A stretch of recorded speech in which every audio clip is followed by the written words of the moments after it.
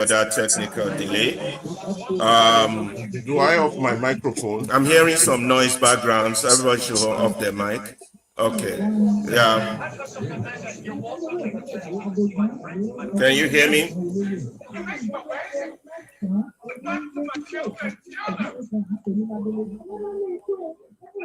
We Can you can. hear me clearly? Yeah, if you can you off your mic? Off your mic. Okay, she has off it. She has off it. Okay, good. We're sorry for that technical disturbance. Um, my name is Alaba Ferreira from Chicago for the Movement Radio. Welcome, ladies and gentlemen, wherever your geographical location is, east, north, south, or west, whatever time zone you might be in, morning, afternoon, we wish you a good tidings. Welcome to our show for today. Today's show is loaded and packed with activities. We want to bring you a very renowned Togolese writer's perspective of the African situation in terms of our governance from independence to the present day in the name of Farida Bemba Noborema. She's a renowned writer and an activist and a fighter. She did a submission to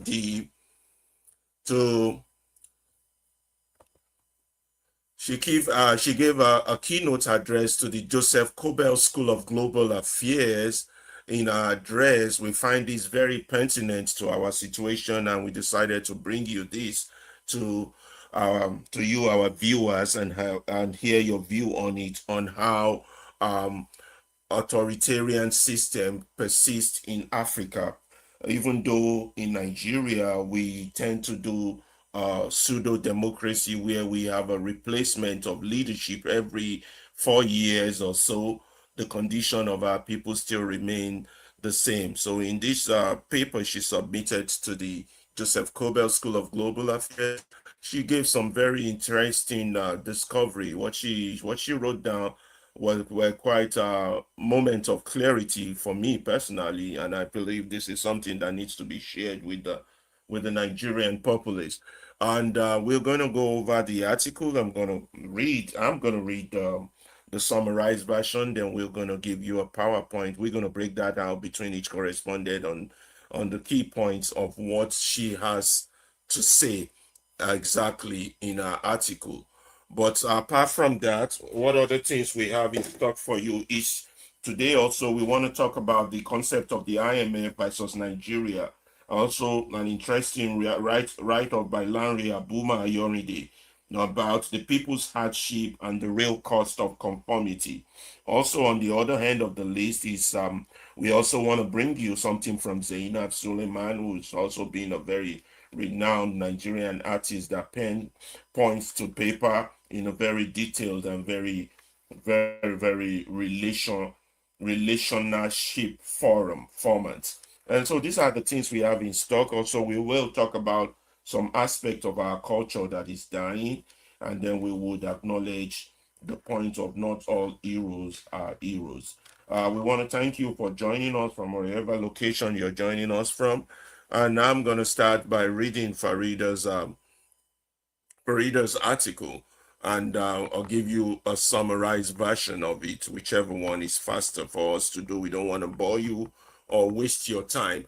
Um, in this submission she made to the Joseph Kobel School of Global Affairs at the University of Denver, she identified 5 key ways through which African population have been trained into political compliance. Political compliance is what we have interpreted as the zombification of Nigerians. If you wonder why, despite 65 years of purported independence on paper, Nigeria is still backsliding into the Stone Age, and it's because the colonialists have really not really done much in changing our mind frame, but handed over what they changed was just the color of the of colonialism. It was white colonialism, and in 1960, what just changed was like this. I'm gonna be detailed on our paper, and then we're gonna talk about this point and see whether you agree or disagree with what she's raising. Firstly, she stated of the 5 points she listed, actually there were 7 points if you have to put international issues into it, but we're going to focus first on five and then we'll add the other two later.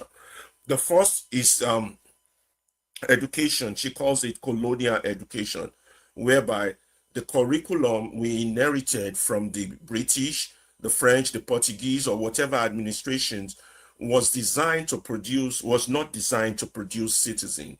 It was not designed to produce citizen. It was designed to produce a particular kind of subject. That means a particular kind of people, one who understood authority as anything to be respected rather than questioned. That is the type of educational curriculum that is being impacted to us, even for those of us who have left the country, and for those who are still in the country since 1960. You're being impacted to not question authority. That's the type of education you receive, whether you have a bachelor's degree, you have a master's degree, or a PhD degree. It's the kind of it was designed to produce the specific kind of subject who understood authority as something to be respected and not questioned, and who experienced his own political transition as a shame. So therefore, we were raised to condemn everything that is originally African. That's why when we were growing up in schools, they would say, do not speak vernacular, vernacular being our own local language. We have been indoctrinated that it is only when you speak good English or you speak good French or good Portuguese that you've been educated. That's a mind-washing brain of education. So that was the first point she raised about education, that all of us who claim to be currently educated now, we never really received an education. For example, when I was growing up, we were taught how Mungo Park discovered the Niger. She was taught also in school about the genealogy of the French kings rather than the precision of the history of governance of our ancestors. So none of this form of education has really come to help us, and that's the first thing. So when an educated Nigerian is talking about the state of their country, you wonder why they're talking off point, or they're not talking in relation to what is dealing with their people, where they are not in connection with their people, is because of the type of education or curriculum that we currently have. So the second thing she talks about in this paper was, the second is economy of obedience itself, whereby a system endures not primarily through terror, although we do have terror in some of our governance in Africa, but because the structure itself is between politics and compliance, and material survival cannot be separated. So essentially, if you don't comply with your political leaders, there's a strong chance that you won't be able to survive. You won't be able to get a job. You won't be able to get employment. You won't be able to get a scholarship, market license, import authorization. You won't even be able to get an health clinic. So therefore, it is what the government says that you have to comply with. That's the economy. This is called she called this the economy of obedience. You have no choice to follow that your stomach infrastructure for survival. You have to collaborate, because the scaffolding of your daily life has been designed to make non-collaboration economically catastrophic for you. For example, when you sometimes look at all those PhD professors rigging election, you got to look at, they sometimes they have to, because their salary is tied to it, or the bribe they're going to receive is tied to it, and that bribe is what sustains their family. So that's what she's talking about, the economy of obedience. The third point she actually made is that each of our individual family as a site of control.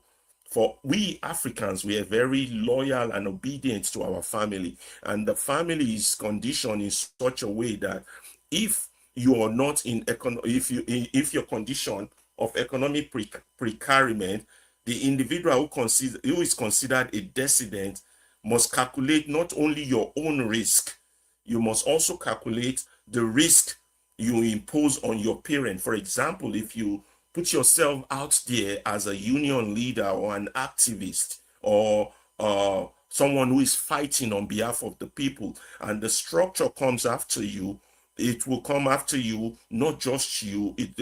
Them coming after you is going to affect your immediate family, it's going to affect your siblings, your children, your cousins. So as a result of that, you will watch people of intelligence and moral clarity. That's what she wrote. People of intelligence and moral clarity, they retreat from political engagement. They don't get involved because it is dangerous to their family. They don't get engagement, not because they are afraid of themselves, but because they could not justify the devastating exposure that their activism will bring to their families. So the authoritarian state like we have in Nigeria now does not need to threaten anyone. It just only needs to ensure that the threat to one is visible and is comprehensible to all, it's understandable by all. They don't need to punish everybody, they just need to pick the leader and deal with the leader. Then the rest of you will back up. So the fourth one she talks about, and this is very good, is that of religion. In many parts of Africa, religion institutions have been deployed not by the most honest practitioners. We have adopted the wrong form of religion, not the pure form, and then we have adulterated it. We have what's the word? I'll just use our own words so that I don't misquote her. He said religion institutions have been deployed not by their most honest practitioners, but by their most politically convenient ones to transmit a theology of earthly resignation and other worldly reward that discourage political engagement.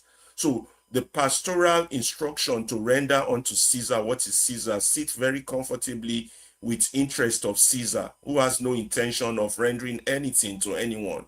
So liberation theology, which in Latin America produced an extraordinary tradition of religiously grounded political resistance, has been a far more contested reception in much of African Christianity and Islam, partly because the direct entanglement of many religious institutions with state power, which has made spiritual authority and political compliance structurally allied, meaning that because the mega churches like the Redeemed, the Adeboyes, the Oyedipos, the Oyakilomens, and all the rest, they are so close to power that they are structurally allied with them.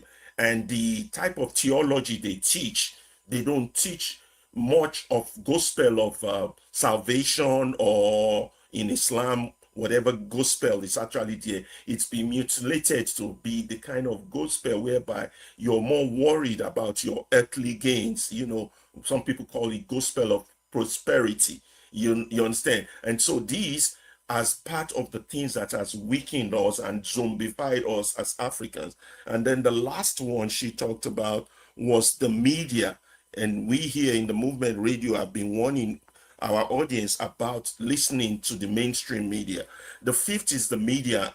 In most authoritarian African contexts, state and privately owned media align with power and do not typically practice crude propaganda. No, they don't overtly put the propaganda in your face. No, they practice something more subtle and more durable.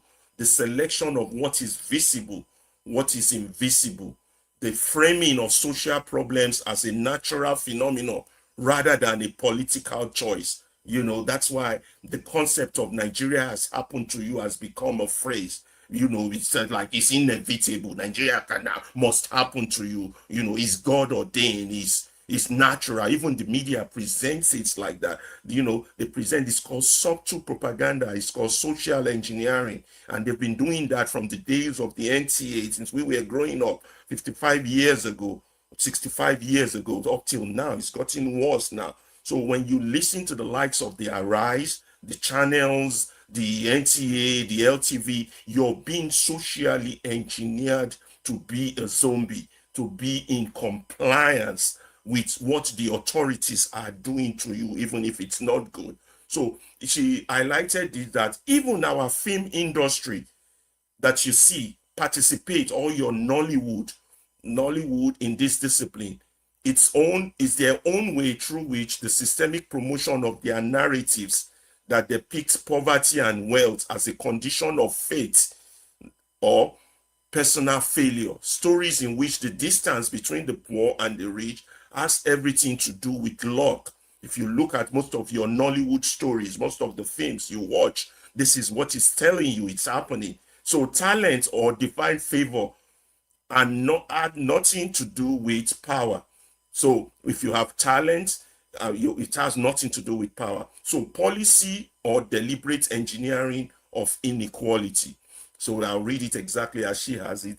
She said, the film industry participates in this discipline in its own way through the systemic promotion of narrative that depicts poverty and wealth as conditions of fate or personal failure.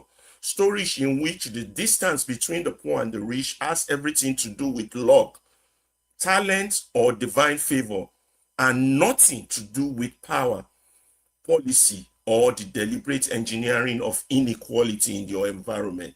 So it is the cumulative effect of these things over the years, over decades. We're talking 65 years or more, that we produce the type of population we have in Nigeria, a population whose political imagination has been narrowed to a point where alternatives are genuinely difficult to conceive, not because the alternatives do not exist, but because the political ecosystem has ensured that they remain invisible. That is why most Nigerians have gotten to the stage where Nigeria is irredeemable. Oh, you can't change Nigeria. Nigeria cannot be changed. It's because you have been engineered over time through the media to think like this, through Nollywood, through everything you have been consuming, that this change is not feasible. This change is not possible. You cannot fight the government. I even remember when I was young, my grandmother would tell me, you can't fight the government. All those days I was expelled from school. So these are the type of engineering that's taking place. So she listed these 5 points. So these are the operating manual that allows, when they say authoritarian system, they mean dictatorship like you have now with the APC. They mean government that are dangerous form of authoritarian, because the citizens are deceived into believing they are living. No, she now argues, this is very important. This is very important. She argues that authoritarian today is not limited to regimes with a known dictator who has held power for decades, like the Eyademas, the guy in Cameroon, Paul Biya, and all the rest. No, he's saying it extends equally to regimes that perform a change of leadership through a placebo election. A placebo means you're just going to vote. They've already selected your leader.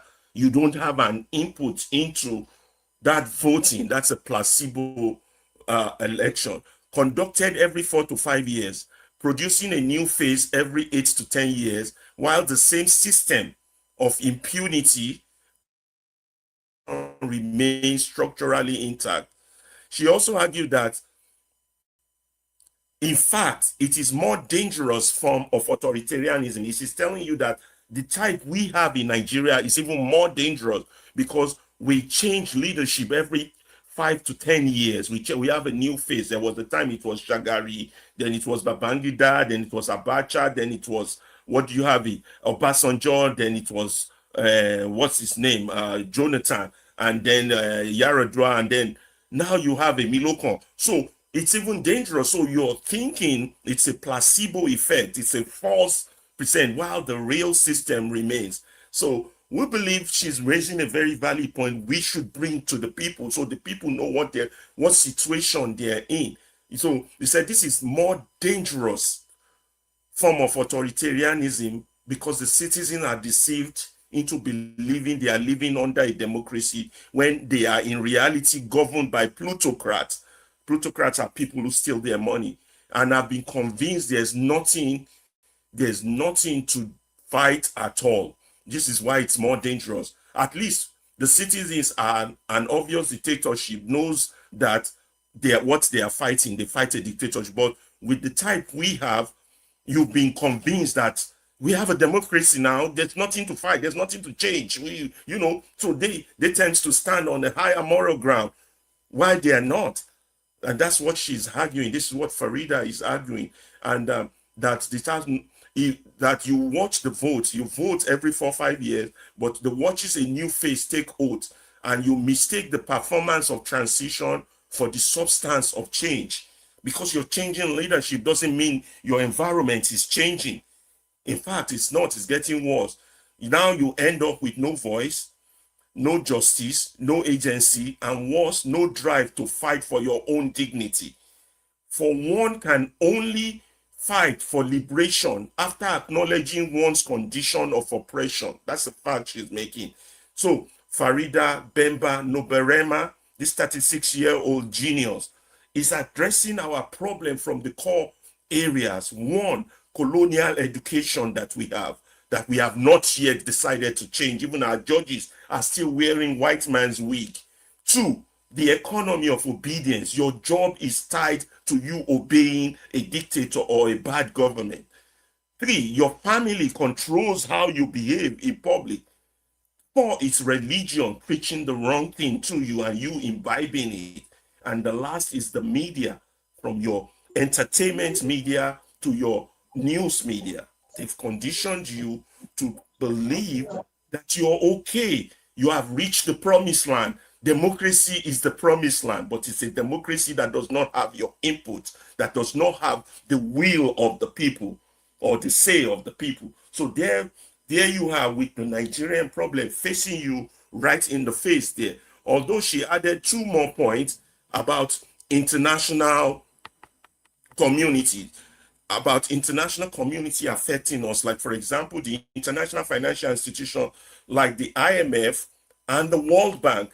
These are structural adjustment program from the 80s and 90s has led to reduced public expenditure and privatization of most public resources. So this has diminished the state's capacity to provide public goods, increasing economic vulnerability for the people and transforming the logic of political loyalty towards predatory politics and increased authoritarianism. So predatory politics is the politics whereby you're the meal on the table. They want to eat you. They're cooking you up like a chicken to be killed, or a cow to be killed. They're feeding you up, and you're the ones they're feeding. You're nothing to the politicians, but a resource that they have to use because they have to answer to IMF. They have to answer to the International Monetary Fund and the World Bank, who is telling them to do those things to you because it's an exploitative, it's a continuation of colonialism. And that is why you find yourself in the condition you are. And then she talks about the last one, which is the arms trade. And if you, brother to brother, want to now discuss and fight each other over this issue, they will sell arms to both of you for you guys to kill each other. So that's the way the international community makes sure that you remain in poverty. So the consistent supply of weapons from Western defense industry to African establishments sustain the cohesive infrastructure of authoritarian states. That's why it's not easy for you to just say you want to remove Tinubu. So this includes direct involvement in human rights violation through the use of weapon and surveillance. The Boko Haram and the kidnappers now, somebody is supplying them arms. It's not you. So somebody international is supplying them, and they are more armed than your military. So these are the 7 key points that has made you a zombie. And this lady, very intelligent lady, has brought it to fore. And we believe here on the Movement Radio, these are issues we should discuss, we should talk about, and share with each other how this. So we have the Map Minds version of it, which I believe both Ibukun and Abdullah Salisu would break it down for us in the pidgin fashion, because the one I was reading was more grammatic and more full of big English. But because when we talk to each other as Africans, we have to talk to each other at a level where we understand each other, at the language we understand each other. Like Fela said, you talk Oyibo pass the English, man. The market woman cannot understand the big English you're speaking. The locals cannot understand. So you got to find a way to break it down. This is what we do here at the Movement Radio. So we have it right in graphic format, the politics of political obedience by Farida Bemba Noborema. I hope I didn't destroy that name. I could give you a brief history about who she is after Ibukun and Abdullahi and Ife breaks this down in the local, easier language to understand, whereby we can proceed further and move forward. But so this is our main topic for the. In fact, this is why the movement radio exists, so that we can start to break down those five structures or seven structures she highlighted in our community, so that we can have a change and we can have your inputs into what you think. Do you think, for example, our questions coming out of this, have we received the right form of education, or we received the colonial education? Is that helping us? Has that helped us? So these are questions we want to discuss with each other. Um, I think I'm hanging up the mic now. Ibukun and Abdullah, are you guys ready for the breakdown?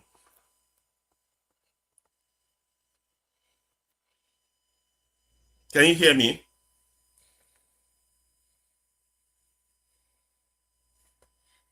Hello? Audible. I can hear you. Okay, good. So are But you, well, are you, we would need the graphics. yeah, is the Can graphic not on the screen? It's not. Let me remove this. Okay, let me put it on the screen. Yeah, put it on the screen. I didn't know the graphic was not on the screen. Hold on.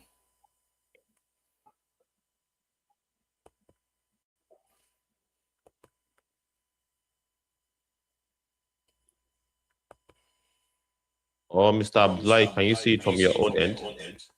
Can you guys see? So Okay, yeah, like it's yeah. this is the entire thing. I'll be expanding and minimizing it. Easy for you to Okay. explain clearer. So she highlighted the 5 point, the mechanism of political interference, and then colonial education, economy of obedience, family, and then so that's it. Let me make it big and you guys can start. Who's going first?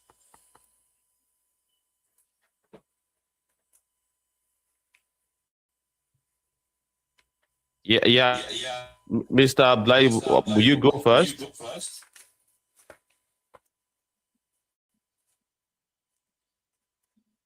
His mic is muted. Your mic is muted. Can you unmute? Yes. Yes. If Elua, can you be reading for him while he gives his commentary? Yeah.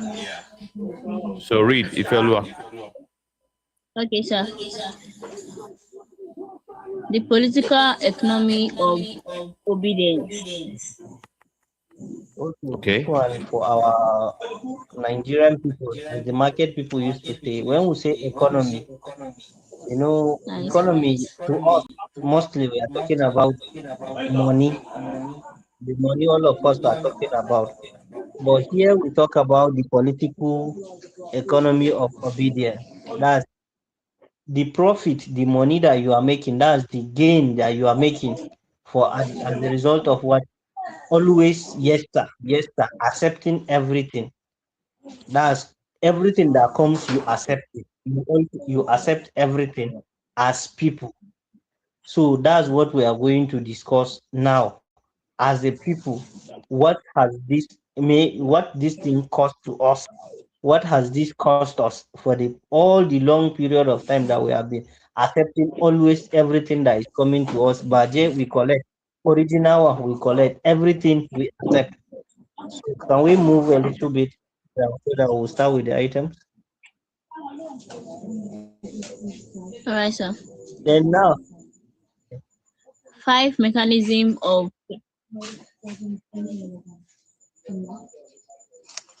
the five mechanisms of political compliance. Political political compliance. compliance. Yes. Yes. So when we say five mechanisms for political acceptability, that's always accepting. There are five things.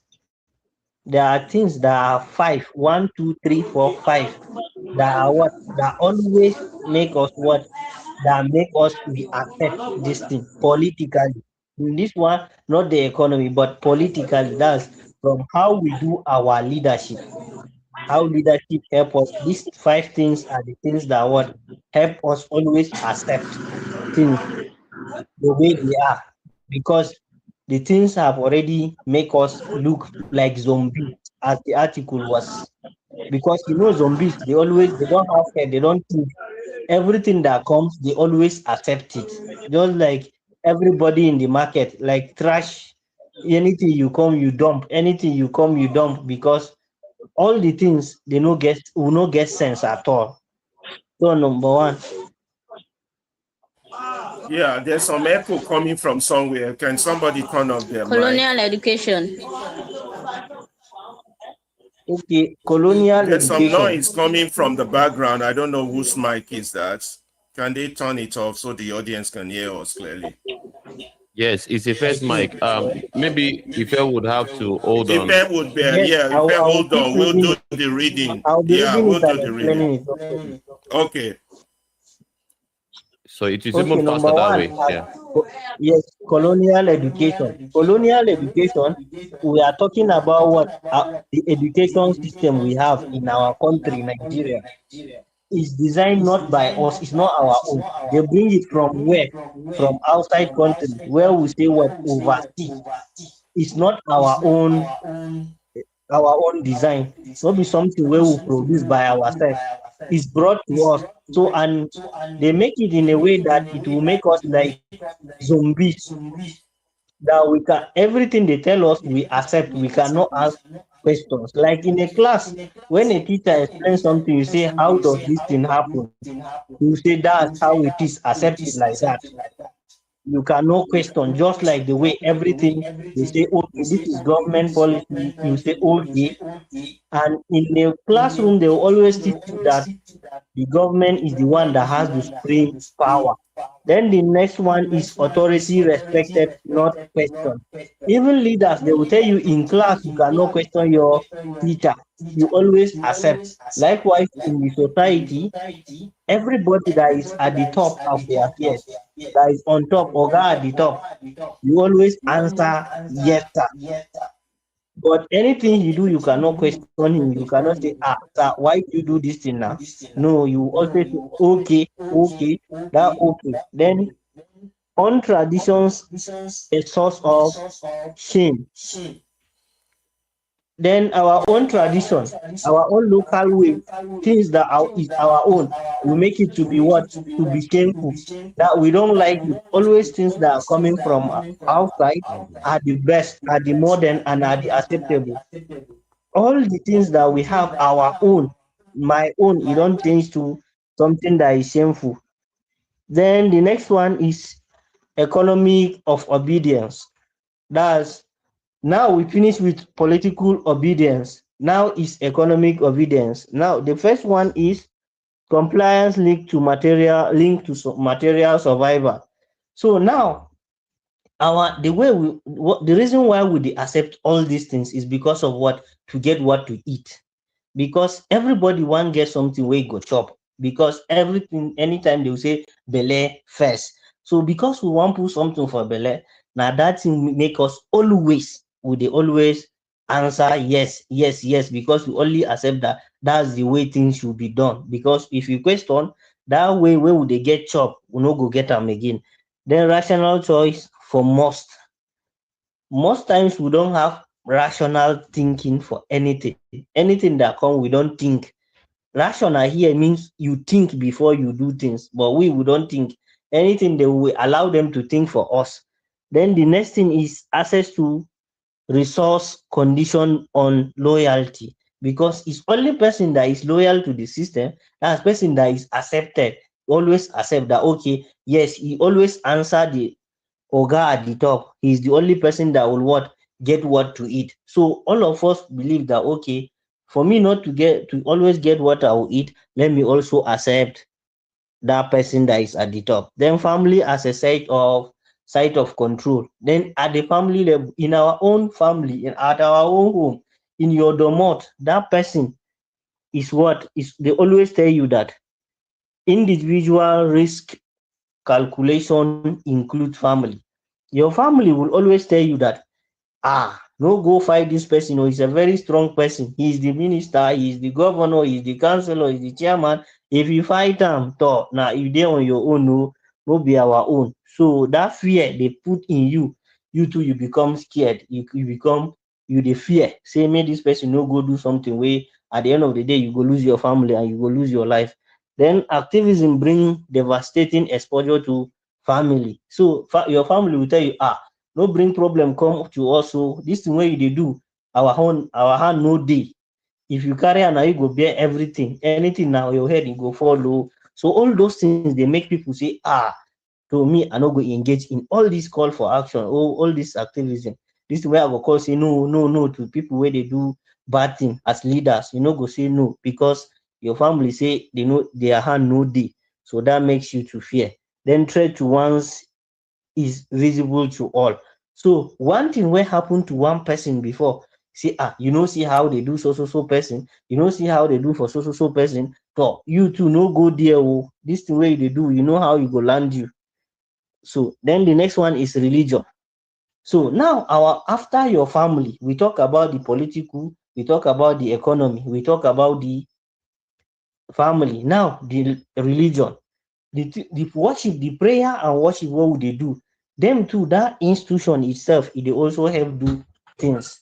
The first one is theology of earthly resignation. That theology that always makes people that okay, we within the society, everything you have to do, you have to what?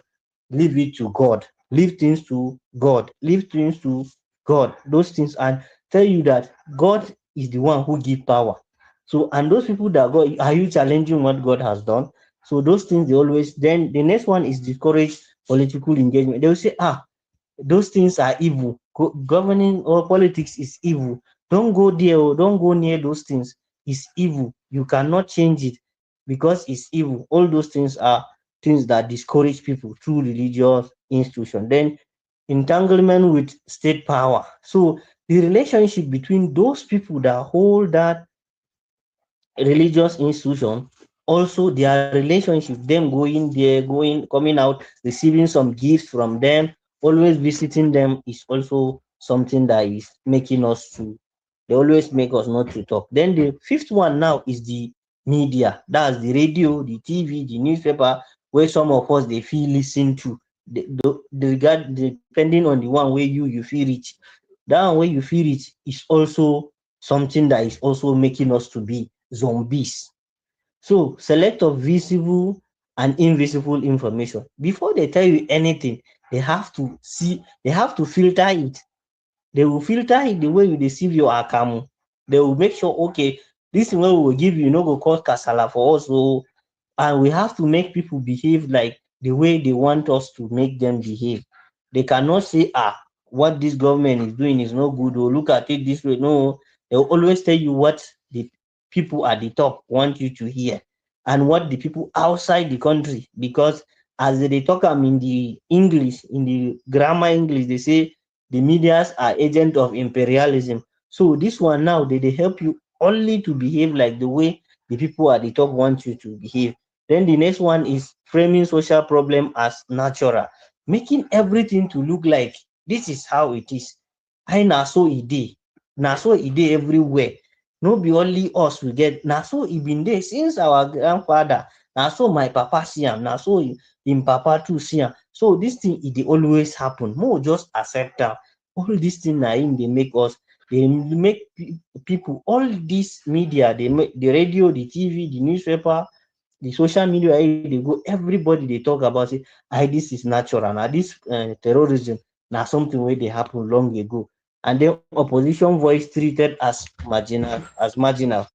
So anybody will get other opinion apart from what the government or the people at the top want, they will say, this one will be something important. And I just people, now just small people, small number, now then get all this kind of view. Now then they understand things from this and they know plenty. And you know now where people always deal with the people where they plenty. So now so all this article now so this article take talk break this thing into five. The first one, the political, that's the one that we talk, the political, the economy, the family, the religious, and the media. Now we are going into the next one. We talk about the media. So beyond dictatorship, okay, a little bit more so that I then broader authoritarianism. So we are talking now about the big control, the one where the bigger ones where they control the the organs at the top. Beyond dictatorship, then we have okay, placebo election marks systemic issues. So all these placebo wey we get as election, things wey election wey we dey do as time to time, after 4 years we go again, we line up all of us to vote for the person wey we want. All these things dey make it to look like okay, we are doing it, but at the end of the day they choose the person wey they want choose based on the person wey go do wetin they want. Then impunity, that means the law no be for everybody, no be for na only what for the common people. The oga wey dey at the top, the law no dey on top im head o. Then patronage, then they dey always look for something wey they want. They no want, they only ask you to okay, always respect the country o, do this thing for the country. But them, the ogas at the top, they are doing different. Then we have repression remain intact. So people cannot stand up. You cannot say no. Everything must dey, you must always dey as they want you to be. You cannot say, okay, I will stand up and talk no on top this matter. No, you always remain, you dey the way they want you to be. Then the next one is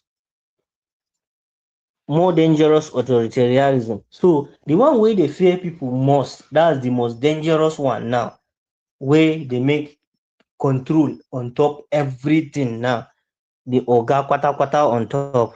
Say citizens deceive into believing in democracy. So all of us now, we the common people, as the country people, they make us believe say talk democracy, this democracy wey we dey do na the best form of government wey we go do. If no be this one we dey do, we no dey do anything. And then the ogas at the top, the oga kwata, all of them, they are what? The oga kwata, they what? They govern by plutocrats, plutocrats, they are plutocrats, sorry. They are what? They are people that carry our money, they jabber with it, not elected officials. Because when we say people wey we elect to serve us, they do what? They always work for us. But these ones, they carry our money, they carry am to the Oyibo land, and they put their money there, them and their family. Mistake performance of transition for substance. We always think, okay, things, instead of maybe more they ask people, okay, the hospital wey we no get, they do am, but no, this money wey they give us, the small change wey they give us, na im we dey say, this person they give us money now, and this person at least in dey share 10,000 naira, like just the trader money wey they give before, and all the small change wey they give people they say, I this person they perform, oh, this person they do well, oh, because of the small thing where would they get, because we always consider belle first, instead of saying that how I go take the get thing where I go they put for belle, but you they always consider waiting they give you as to put inside your belle. Now waiting they always consider. Then I think we can move a little bit up.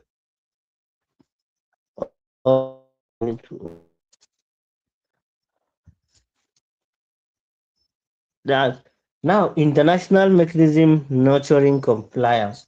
So now the things wey from outside country wey dey help us to what grow with this kind of what always answer, always yes, that help all this thing to grow in us. The IMF, that international organization wey dey hear say they borrow money to countries, and the World Bank, that bank wey we dey hear say na in the whole world the money dey there, na then they lend money to people. Then conditionalities, reduce public expenditures and privatization. Okay, they always bring conditions.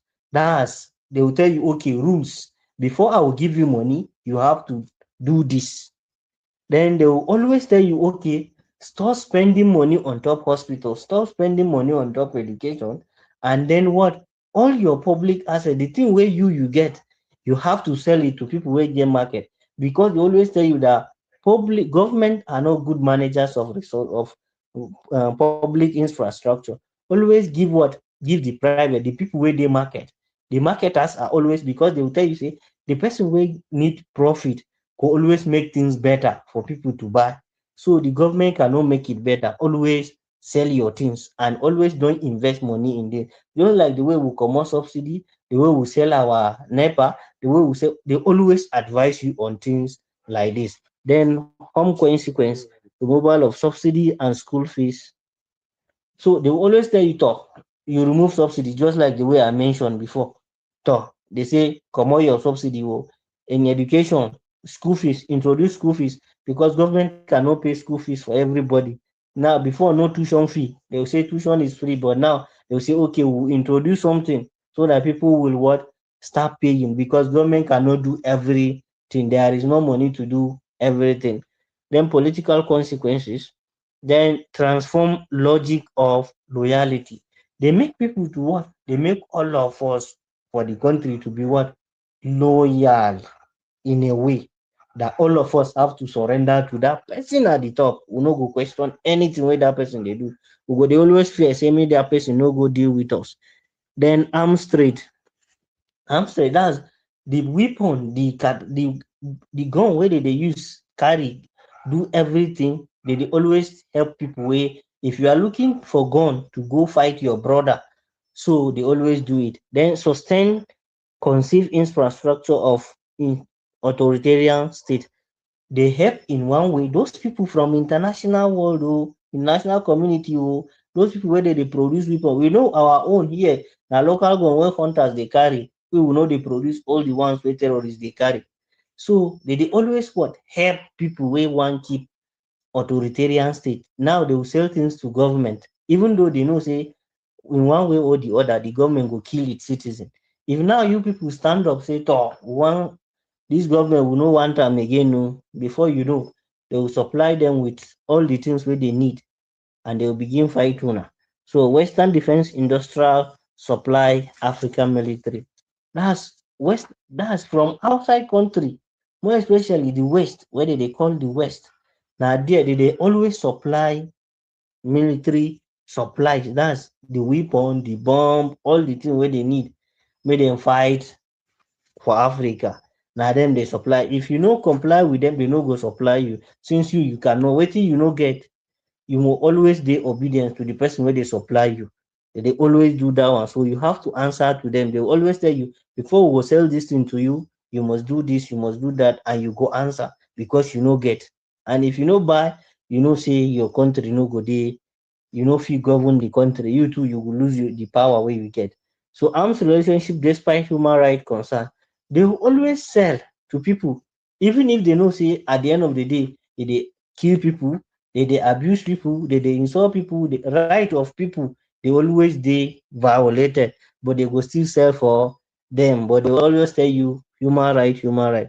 Then the next one is digital surveillance. That's the all this technology where they now, where they use what? Control and look everything where they happen for everywhere. Monitor dissident communication.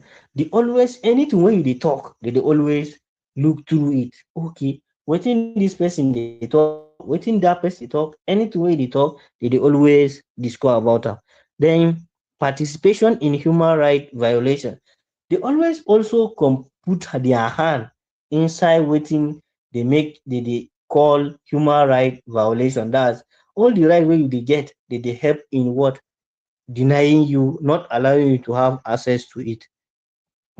Then cumulative effect. That's how e gather take affect us. How e take gather affect all the people now. So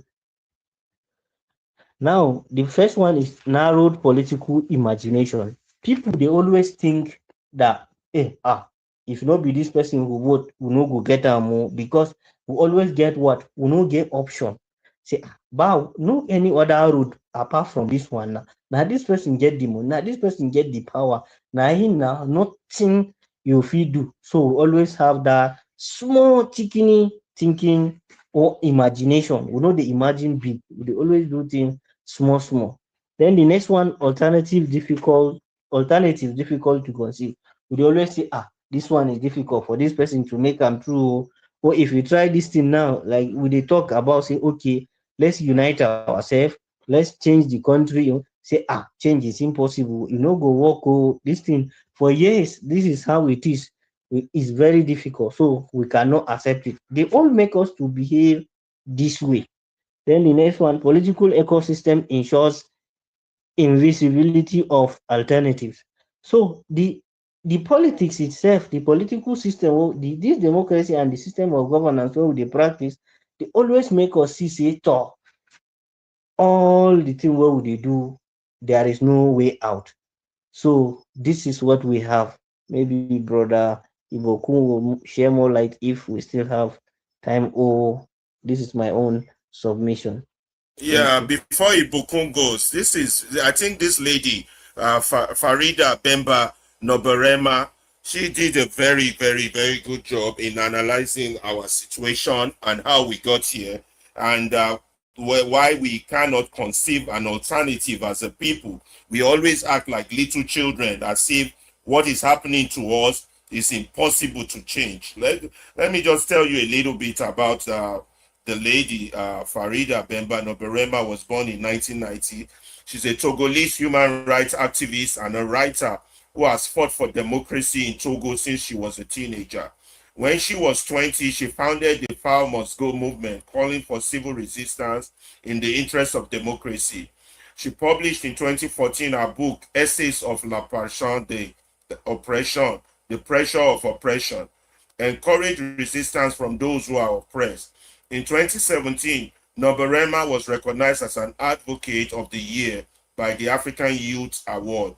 She's well learned. This thing she brought out, it's a moment of clarity for Africans to know why they are the way they are, why the rest of the world is moving forward and they cannot move forward because of this post-colonial, pre-colonial and post-colonial effect that is upon them.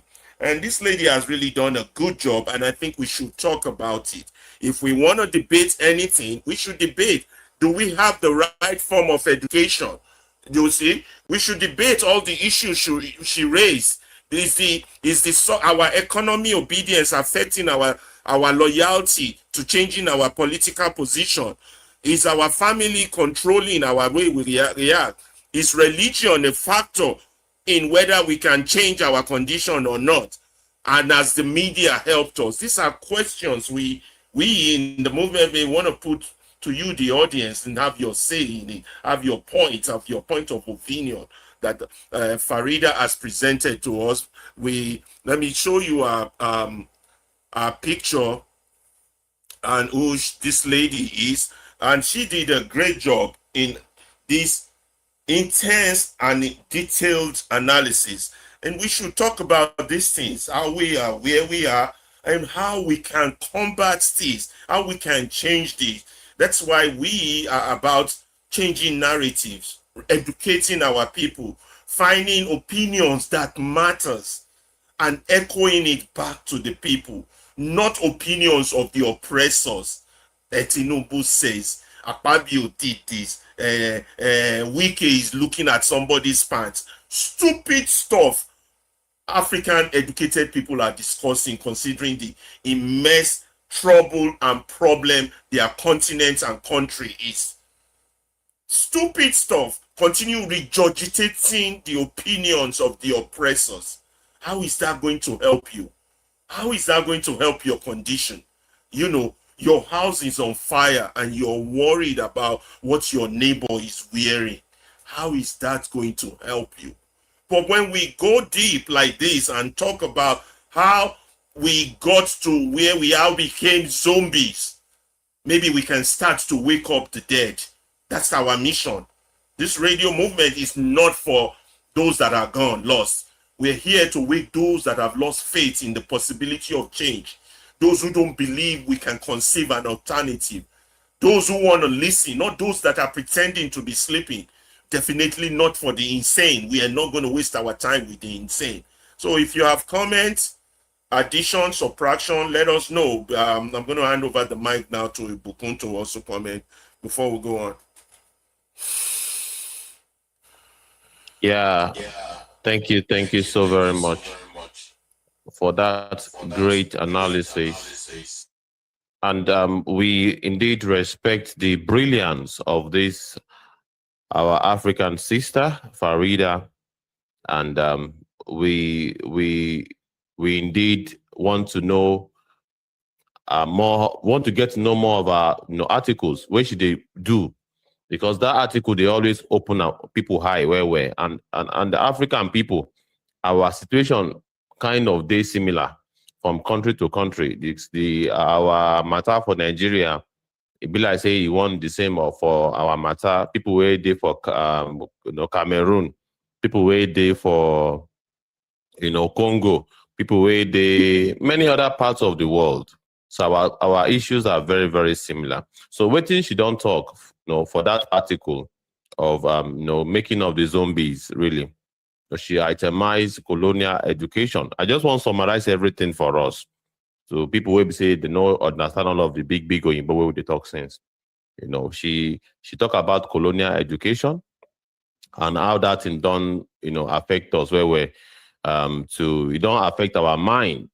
Maybe say we dey obedient to oppressive system. We all know say things no day as it's supposed day. Our institutions no work as it's supposed work.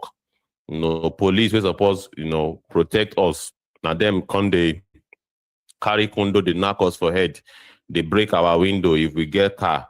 Now them they extort money from us. So all of these things, now them they protect the politician, because if you observe very well, if you don't see say the kind police protection where your local politicians they get now special. Compare if you get your councillor, make you get about 30 police where they watch only him, and the whole village, no single police they watch the village, they patrol the village self.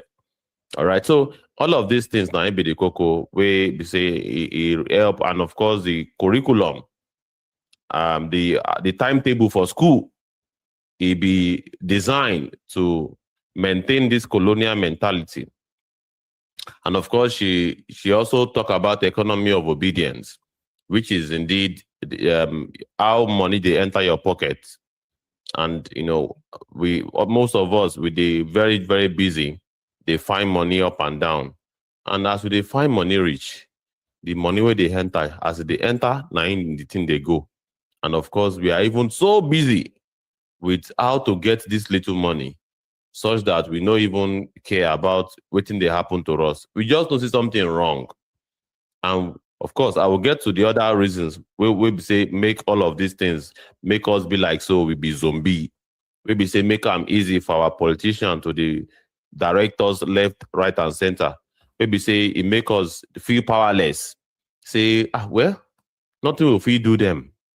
They get power past us. They get influence past us. They get money past us. So they have made the economy such that, we are vulnerable. Many people, they call them, say they impoverish us. Now they make us poor. The poverty where we get, no be natural poverty. Now poverty will be, say, the design for us to continue that rat race, to define money up and down. Money will not even do you. So you don't go fit think about how you fit pay attention to what they do you, and how you go feel rescue yourself from the situation. So this is a very big issue where Farida talk, and you see a picture for screen. All right, it talk about family as a site of control. We be say if you want to say we no go agree, if say now you be the person who you want to tell your people say maybe we fight this battle now. Yeah, this shitting it too much for us now. Our government they shit us now. Now your family will come and tell you say no do that we want to make them go put you for corridor.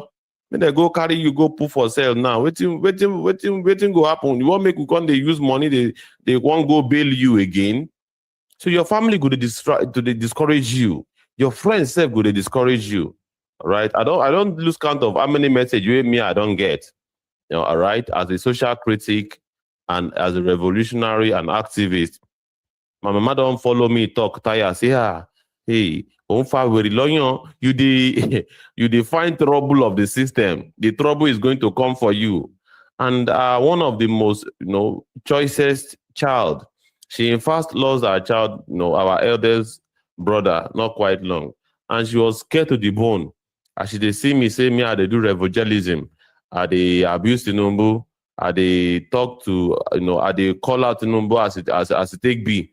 So they use our family to scare us, and all of these things, they familiar, to everybody. We be saying the same thing. People like many brilliant minds like Fela Kuti. If I don't hear that song, we Fela Kuti talk, where she in name and pansa pansa. Maybe say Fela talk say in French, call him say you self no talk truth again. You self no, they abuse government again. And Fela talk say, you see, they no one make I talk truth. All right. And Okonto say, okay, instead make I go stop, then go pansa. So that is the family influence right there. All right. And you see what thing they do for Fela mama, they throw that mama from window, they throw him come ground by unknown soldier. The system say now unknown soldier do that thing. So all of these things, our people know all of these stories, and he had to the fear where they their mind. Not to even mention religion, the role where religion play in this matter to make us zombies, to make us raise our hands up in absolute surrender. All right, you go to hear terminologies where your pastor they use, not be by chance. So they go they call you sheep, say you be sheep. Say you are the sheep and them they are the shepherd.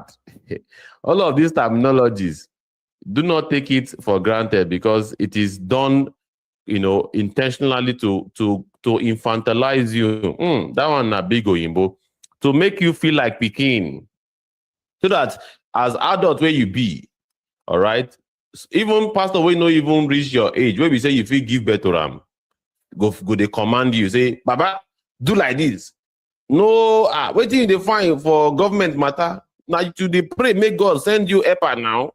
You have to remain, sober and to the expect to the kingdom of God. Now, kingdom of God, now be your reward.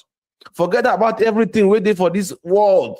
All of these things waiting for this world now vain and vanity upon vanity. Now, the thing when they take the encourage poverty be that. So our people say don't accept their fate. Say they are here to suffer. So, and that thing, they give government free hand to do whatever it is they like.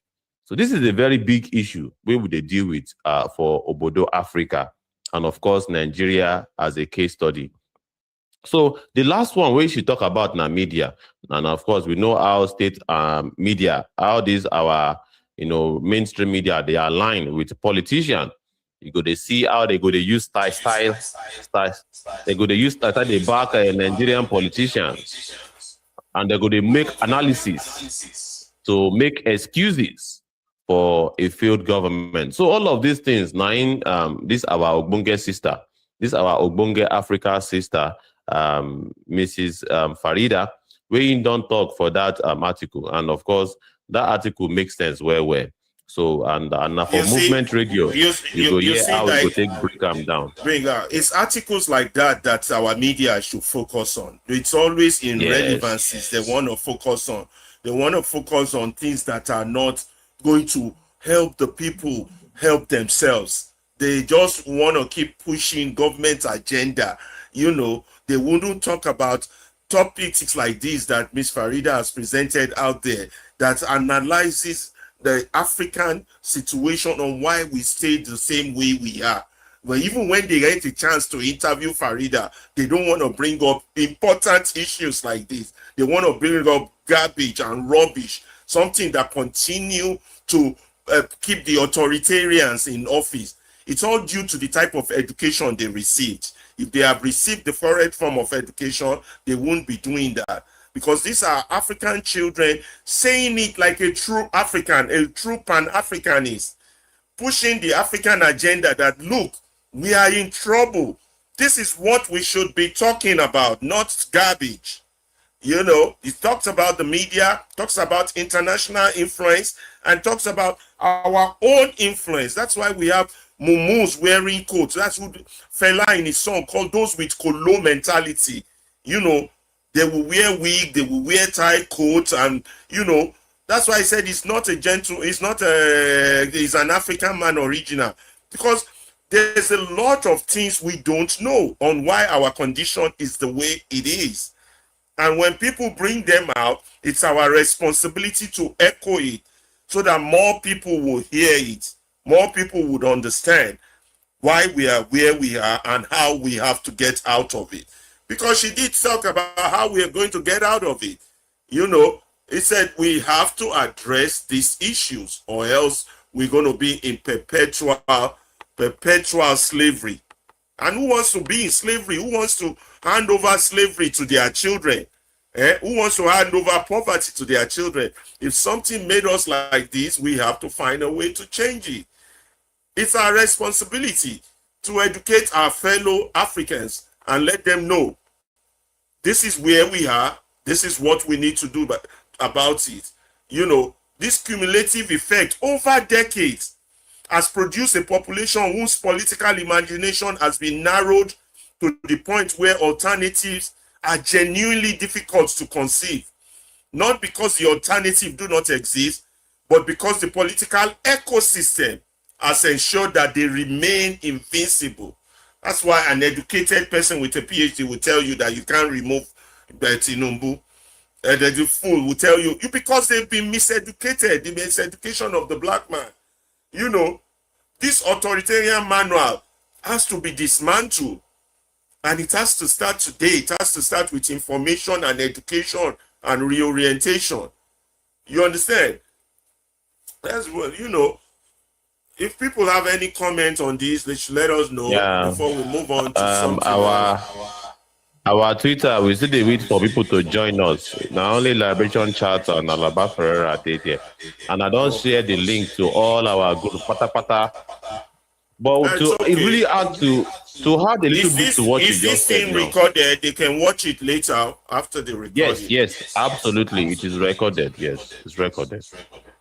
But to just add to what you talk about slavery, modern slavery, it's a very serious.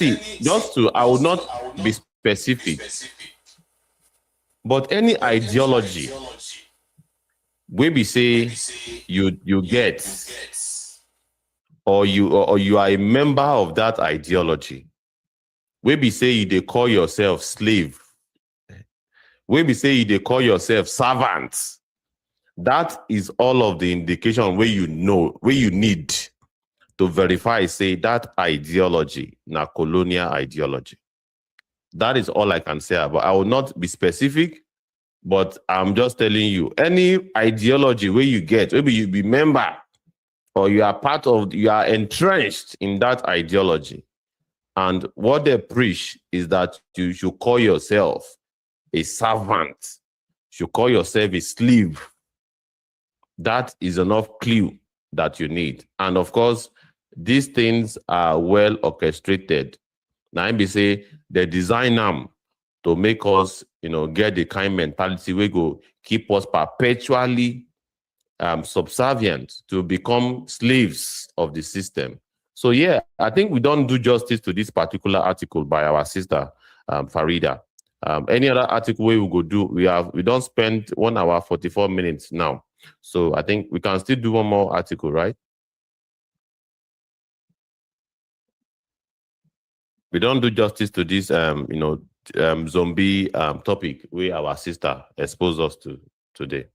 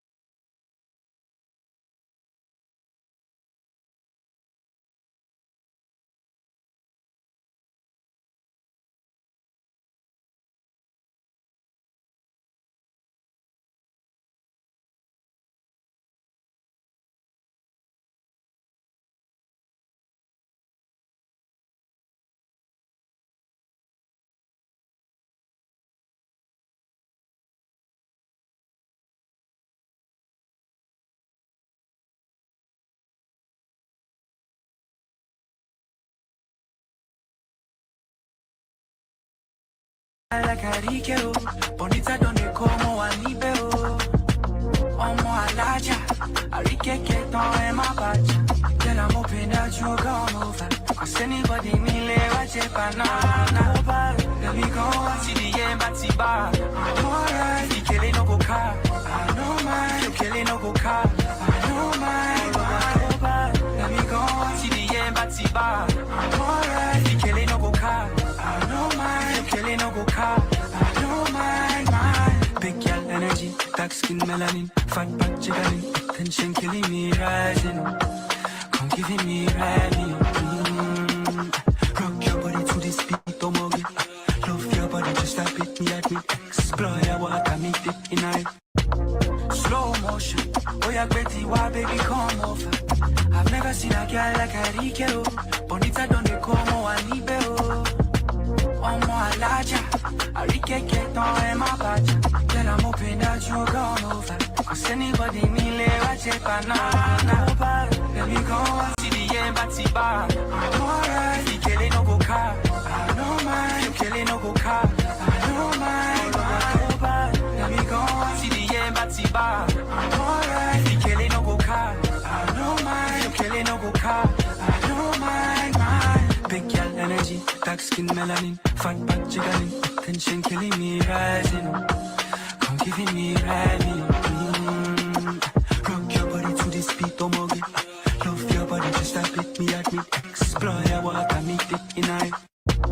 Slow motion, oh yeah, Betty, why baby come over?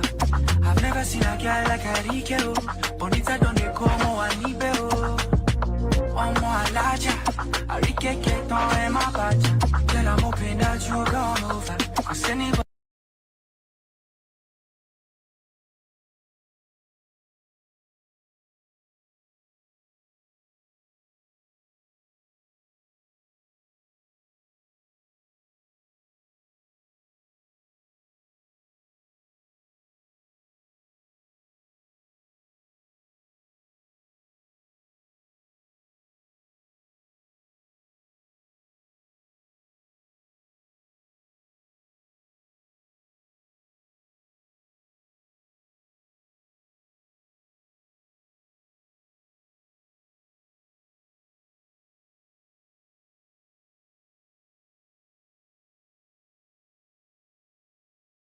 Yeah, your mic.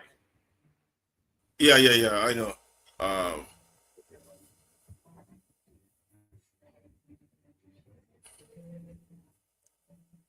okay, that's the article. Share this stuff. Can you all see that?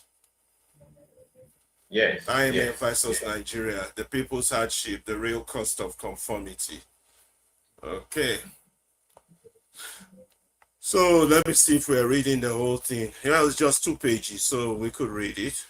Who wants to read though? And then we'll do the summary. Or should we just break down this? Let me see the summarized version. Yeah, because commentary go this for that summarized version. So You said what? I say even if we do the summarized version, commentary go this, so we go still it go still long way. But if Okay. we can read the article too, why not? Okay, so we should read first, right? Yeah, we can What should we do? Read or go straight to the summarized version? You tell me. let's quickly read it. Let's quickly read Okay. it. Who's reading? Let me share. Yeah, I can read it, no problem. Is it clear? Yeah, yes. Is it clear now? Yes, it's clear. It's clear. Okay, So go ahead. Okay. Eh? Can you what? Proceed? Yeah, start. Yeah, go ahead.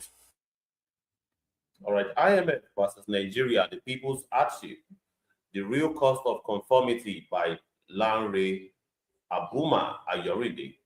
The nations that successfully transformed from poverty to massive wealth did not do so by following the Washington consensus, the free market, deregulation, and austerity policies pushed by the IMF, World Bank, London, and Washington.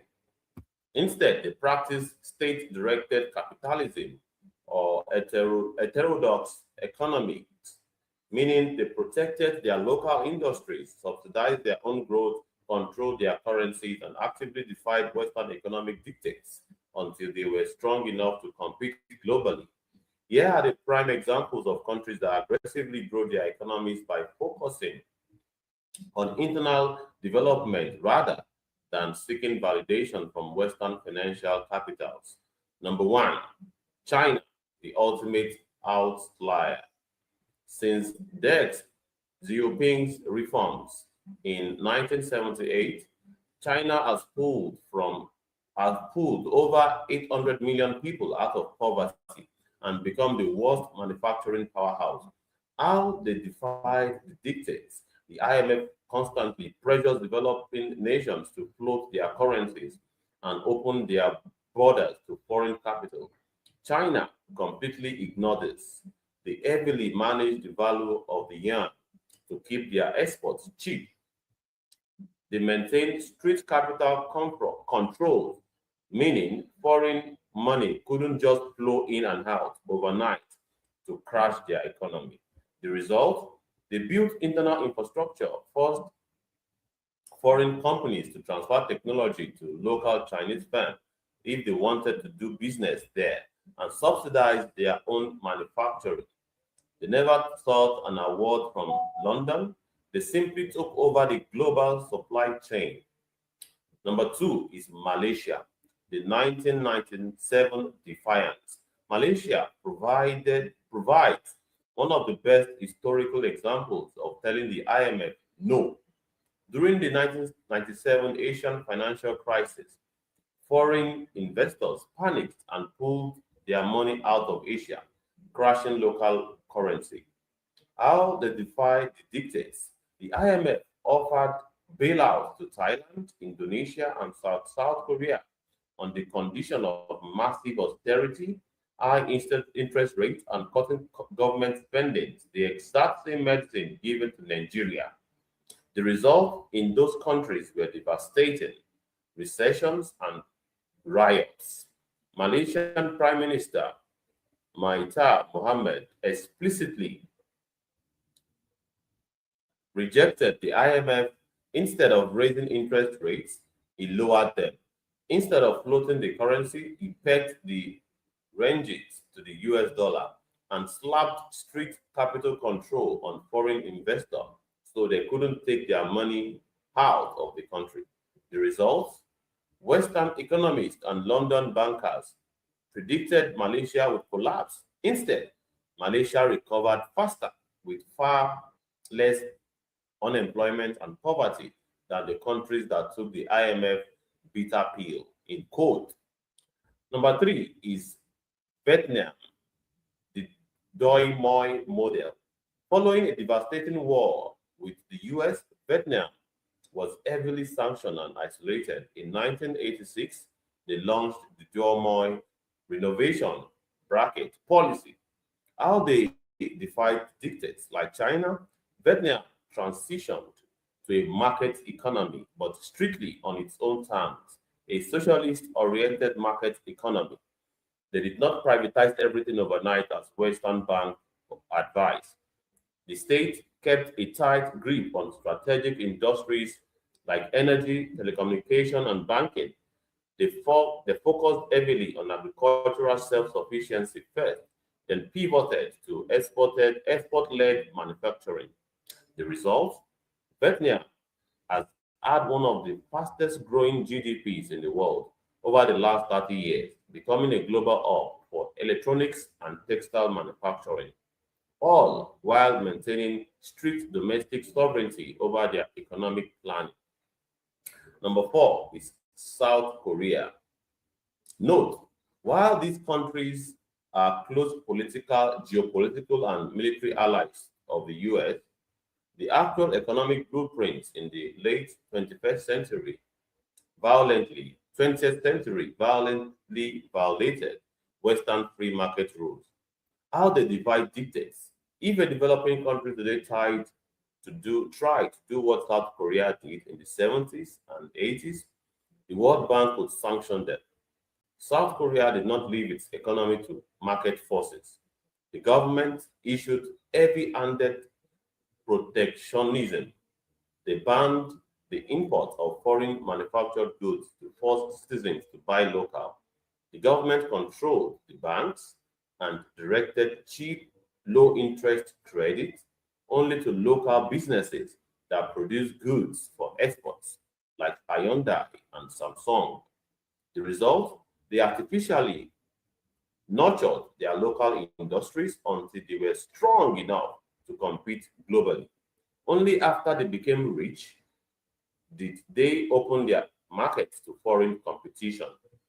Number five, Botswana, the African exception.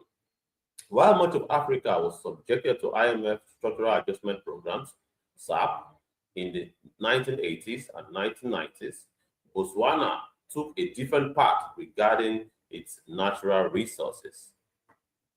How they defied the dictates. When diamonds were discovered, Western models typically pushed for full privatization and foreign corporate control. Botswana insisted a 50-50 joint venture with De Beers, forming the Botswana.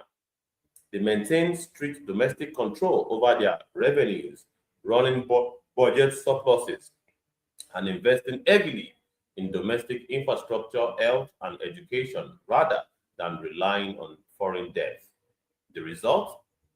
Botswana went from being one of the poorest countries of the world at independence to a middle income nation, maintaining steady organic growth without falling into the debt trap cycles that require IMF bailouts.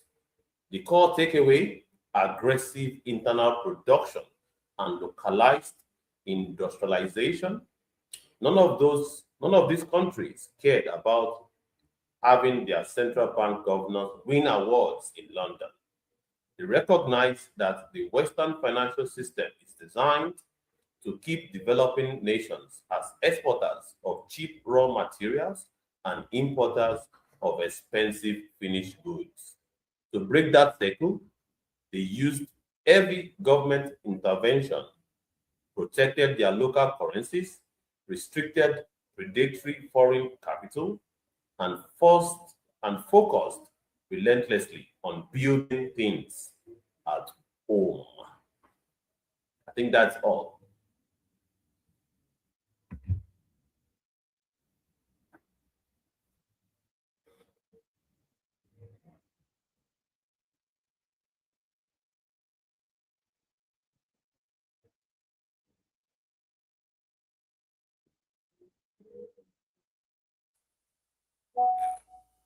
Yeah, I don't think the English version is long.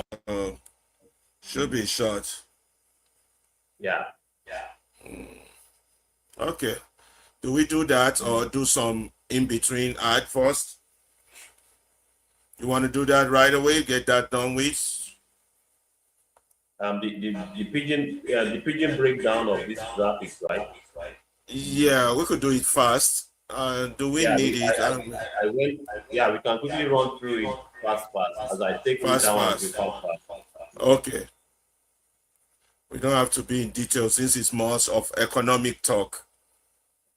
Yeah, then I economic talk with this one, right? Let me see. Let me see. Mostly economic talk.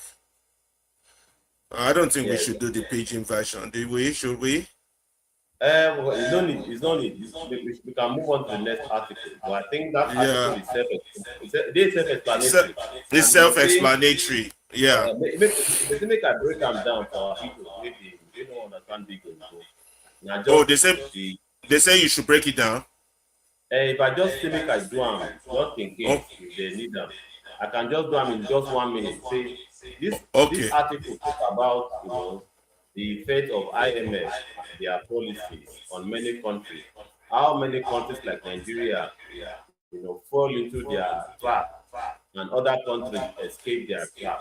And after escaping that trap, it was a very now the decision way they make.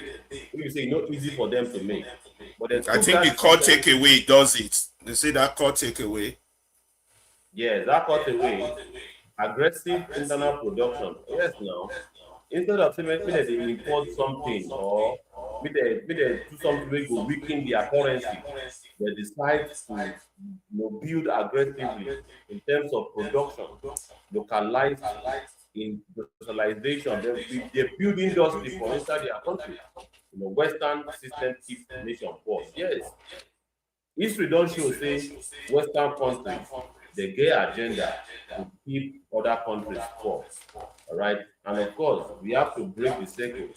All right, the government suppose intervene, right, to protect the currency, restrict foreign capital, that is money wey dey enter the country and leave the country.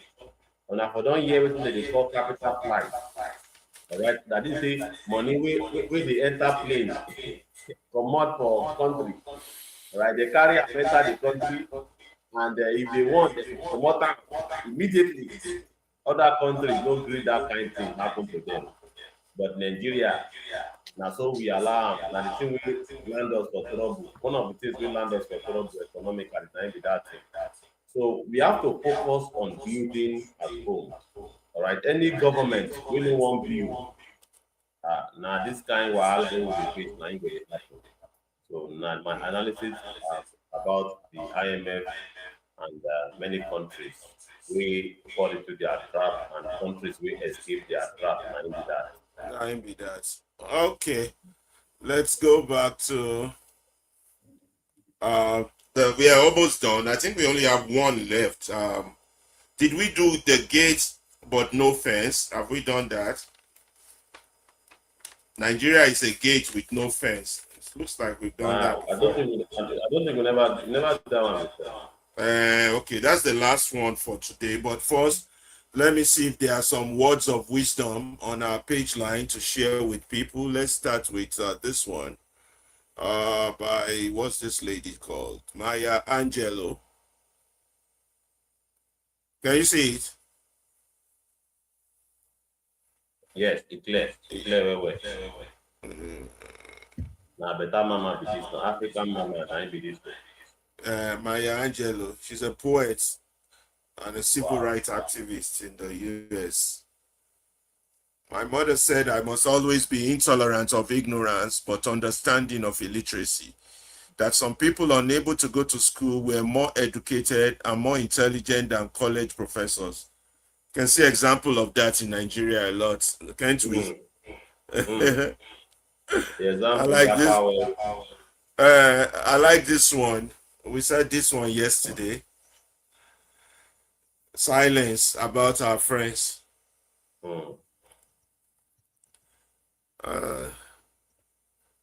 And we said that of Mandela on to yesterday. I don't think we have any new ones on the message.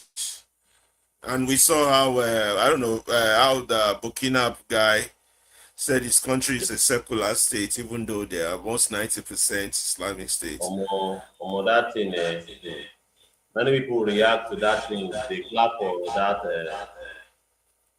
Yeah, I think that's a solid, smart decision. Yeah, we want to share. You want to share this that the children are still abducted in Borno. They're still in the camp, and we urge that they be rescued on time. So let me see if we have any other such. Very disappointing. Not very disappointing something with this thing. Yeah, it's very clear. What did you say, Abdullah? I didn't hear what Abdullah said. I said it's very disheartening. Oh, it's terrible. It's terrible. The children are still there. That's terrible. And then at the end of the day, they'll say they will bring them back to their family. Yeah, this is awful. Let's share that one more time because this is important, right? Yeah, very important. Bring them back to their family. God's sake, Jesus. These are children. Oh, God. Yeah, let's share that one, and then let's go for another one, short one. Let me see. think there's another The one. people know they talk about the emotional stress where they accompany this They kind do. The question is, the question you're because talking these emotional children, stress. The question they is, are what is they the are life traumatized. of a Nigerian? What is the price as people did we put on the life of? Because all these things that is happening to all these people, they are people too. They are human Yes, beings too. they're human beings too. And we just we have become so desensitized. Only God can save us, man. Nigerian elites We are don't so value wicked. human life in Nigeria. We don't value human life. That's sad. That's the general population doesn't know what is happening and he doesn't even know it that he doesn't know. Hmm. That culture of normalizing things is what is affecting us. It is. It is. Creating an alternative to Everything trauma. say this is normal, normal. This is normal.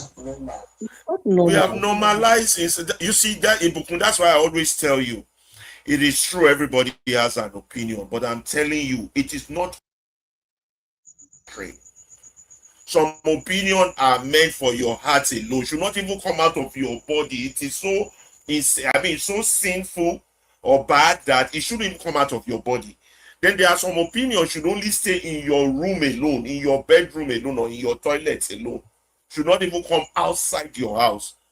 Then some opinion you can shout on the streets, but some opinion should not be mainstream, and that is the problem with Nigeria, where any opinion in people like Rendo Omokri, Buwala, you're making their opinion mainstream.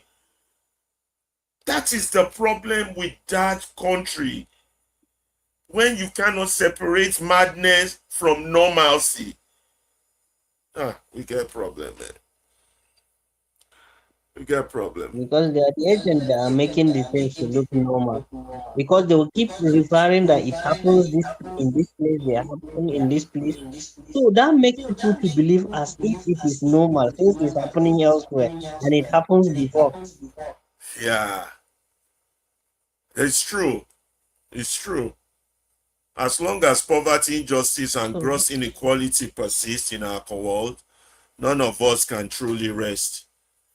So let's do the last article. And I wanted to share one other thing from Farida Bemba Noberema, which she talked about something about our culture that is dying. Let me see if I can find that while that's on the screen. And then after that, we'll do the last article, which is you said we've not done the gates. Nigeria is a gate, but no fence. Are you sure? Yeah, if you guys said we've not done it, then we'll do it today. And then we'll conclude today. Let me pick that our culture that is changing. Just one line. I think that's just a paragraph culture article. It's not long at all. Just that back in the days when we were growing up. And the reason why that caught my interest is because that used to happen to me when I was growing up. Let me see the article. What was the title of it? Hold on. Dying culture. Okay, culture. Something about our culture. Okay, let me see. If I don't see it, I'll just go to the next article. Make it a big. This is. Let's share this for a moment. Although that's not the one I'm looking for.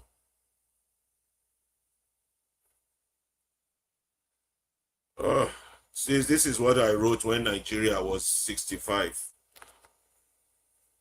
Can you guys see? Share this stuff. Nigeria is the big man, the slave, and the fool is 65.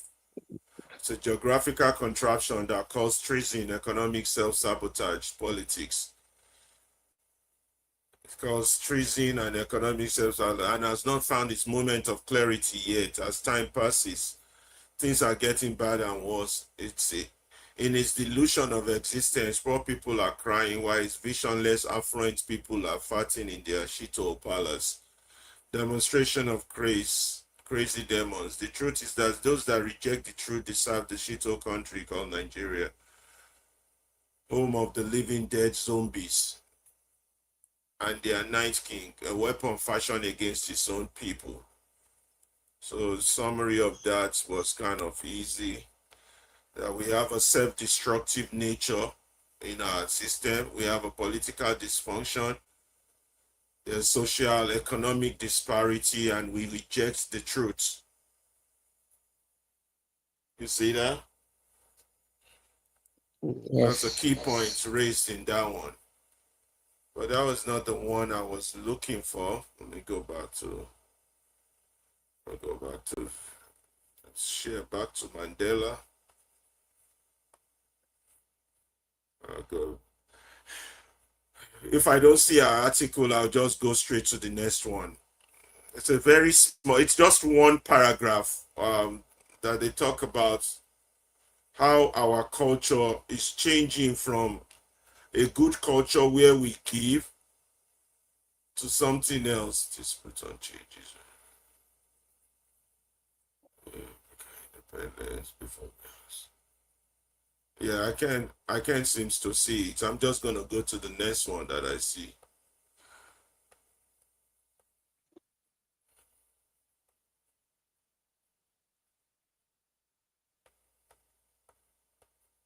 Big man, this thing making out the zone political economy.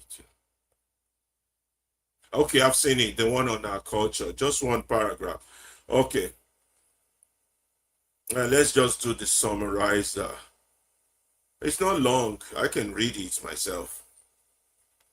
You know, when we were small, there was one thing we found uniquely beautiful in our culture. When someone offers you something, you also want to give them something back, not to repay them, but to signal to them that the consideration they show is mutual, that you have received it and you return it. My mother used to tell me this every time someone send us food. We never bring back an empty bowl. That part really affected me. That's why I copied this part. Because when we were small, we used when it's Ileya, when the Muslim are celebrating Ileya and they bring meat Yeah. to us, whoever brings the meat, my grandmother will make sure they give that person something.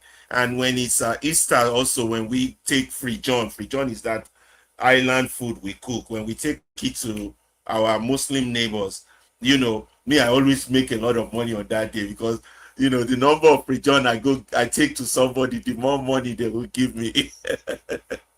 So when she wrote this So, part, I thought this was so true about our culture. But she's saying that aspect of our culture is gradually disappearing.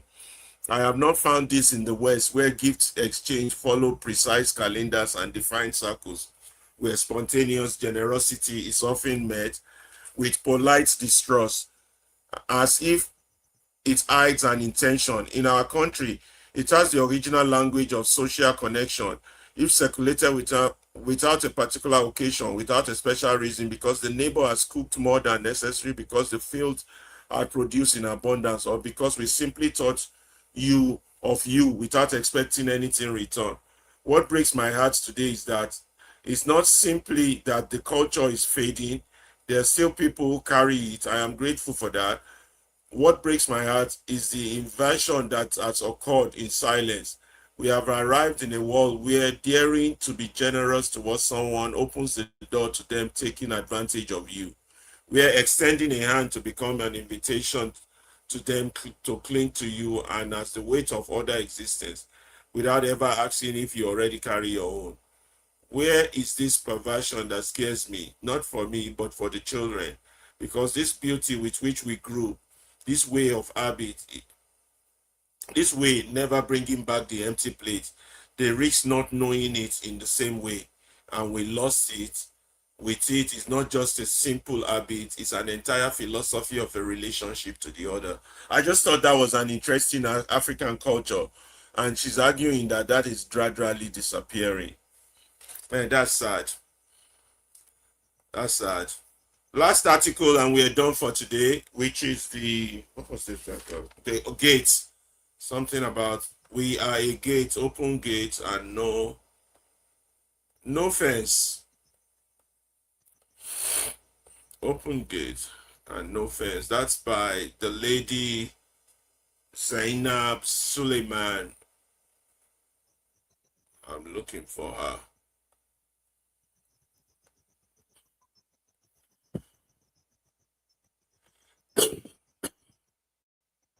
That's it.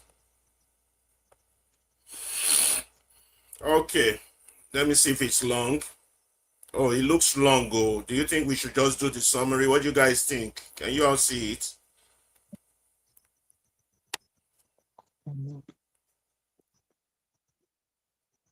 I Yeah, think we maybe should we read should just, it. yeah, I we think we should use should the read it. summary. No, we should Summary. read it. It's detailed. It's good.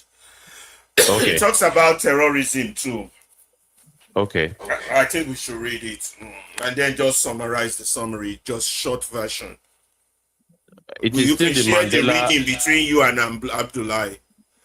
It's still the Mandela picture that we are seeing on the big screen. Okay, I'll share it now.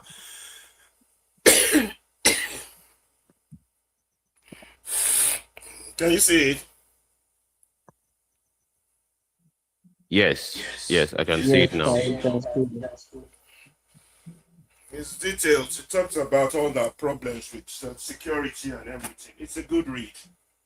All right. We So, could share it in 2 or 3.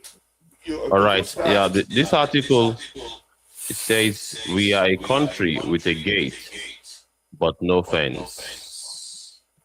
And this article is by Zainab Sulaiman. We are a country with a gate, but no fence, by Zainab Sulaiman. We are a country with a gate, but no fence. That is why the wolves keep walking in. Nigeria, giant of Africa, 200 plus million hearts beating to the same sun. Oil beneath our soil, music in our veins, brains that build startups in Yaba and hospitals in Houston.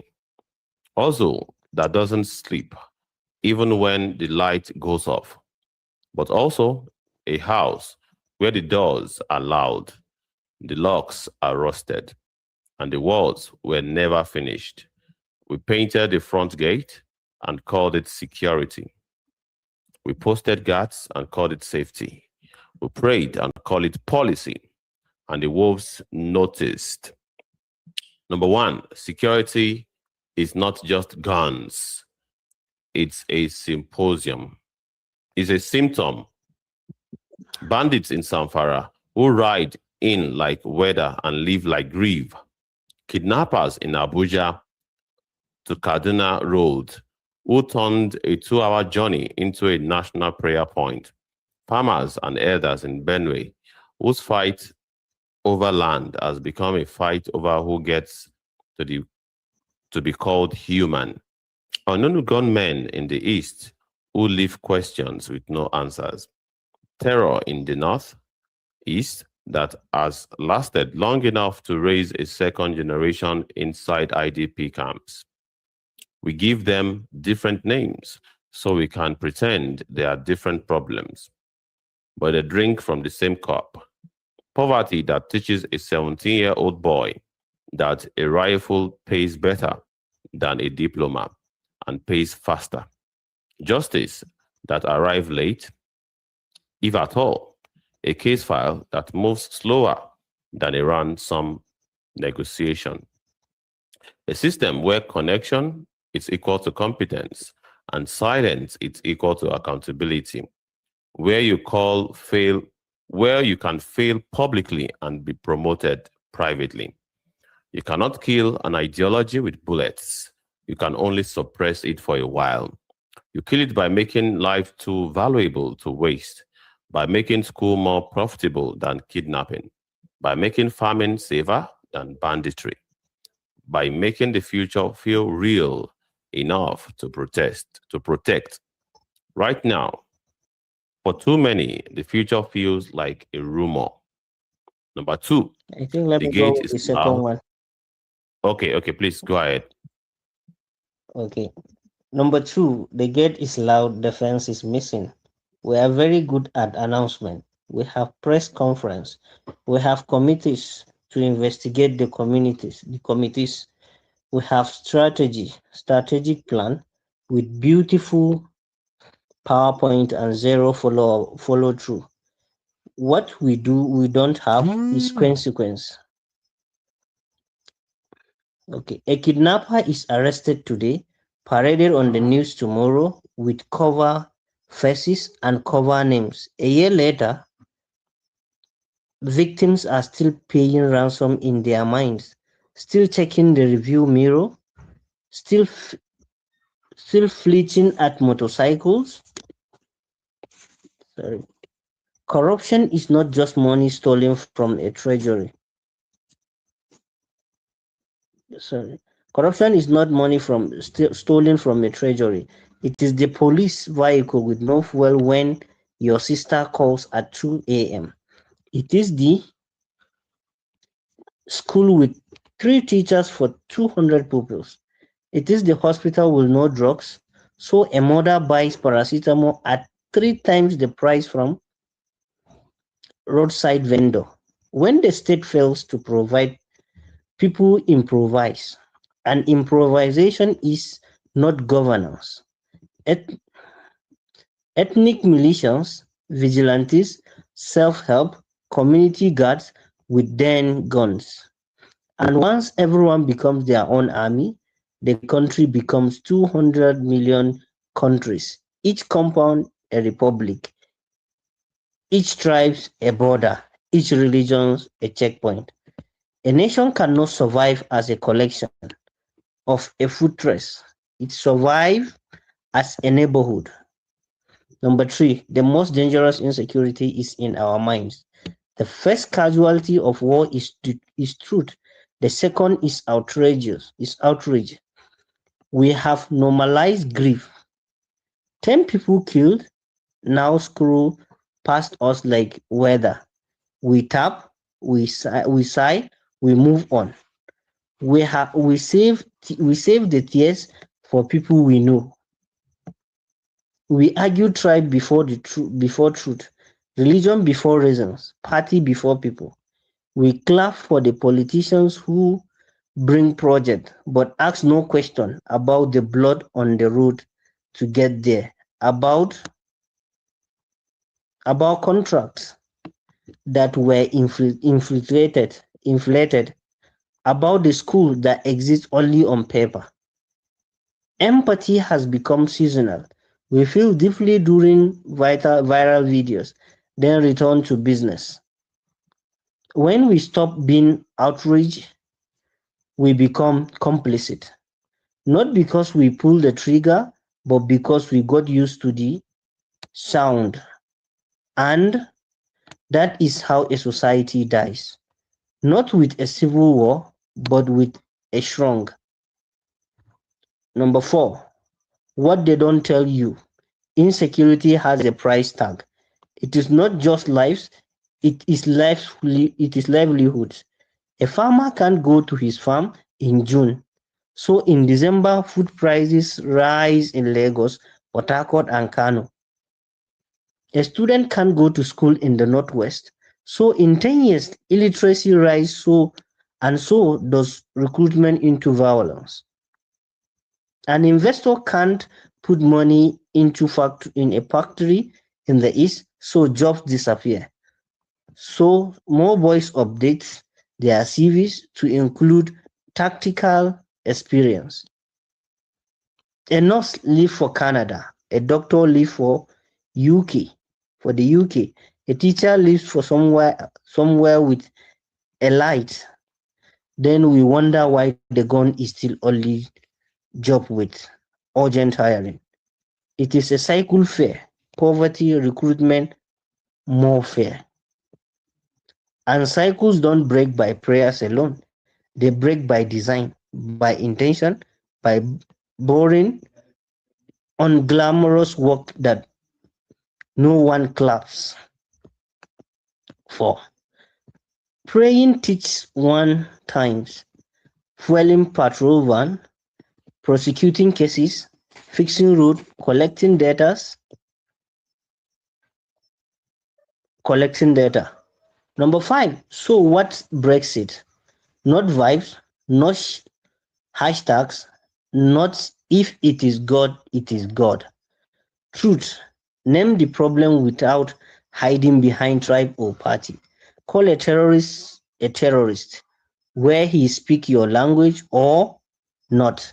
Call a corrupt official corrupt, even if he brought light to your village once.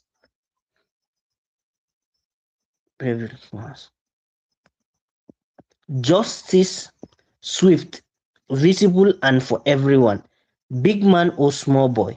If the law is afraid of one class of people, then don't have law. We have suggestions. Victims deserve to see the end of cases, not just beginning on Instagram. Opportunity. Build a country where a young person can eat, learn, and build without knowing someone. Where NYSC is not the only plan, where skills pay and grant don't require a godfather. When people have something to lose, they protect it. Community, we must. Sorry, a little bit down. Okay, sorry. Community, we must see each other. Community, we must see each other as neighbor first, before Hausa, Igbo, Yoruba. Sorry, a little down. Sorry, can't see it. Christian, Muslim. The man selling suya The man selling suya at your junction is not your enemy. The woman teaching your child is not your opponent. The only side we should be on is the side of life. Memory, never forget that every number on the news was someone's entire world. Someone's mother, someone's plan to get married next year, someone who wakes up and didn't come home. If we forget, we will repeat. Nigeria is not a failed state. Failed state don't produce burner, don't produce flower, flutter waves, and don't produce nurses who run entire wards abroad. But we are a gate, state with no fence. We announce ourselves to the world, but we don't protect ourselves from within. And until we decide to build the fence with jobs, justice, education, and courage, the gate will keep swinging, but both ways, letting hope in, letting wolves in. The question is not who will save us. No Messiah is coming within with a blueprint. The question is, what are we willing to do differently tomorrow that we refused to do yesterday? We will pay our taxes and demand receipt. We will vote and stay to watch. We will teach our children that Nigeria is not a tribe, it is a promise. We will call out the small corruption in our offices so that the big corruption has no ground to stand on. Because a country that buries its children every week and still posts God is good without changing anything, it is a country testing God. And God, like history, answer those who answer themselves first. God, like history, answers those who answer themselves first. Let us build the fence at Dr. Zainab Suleiman Buhari. Thank you.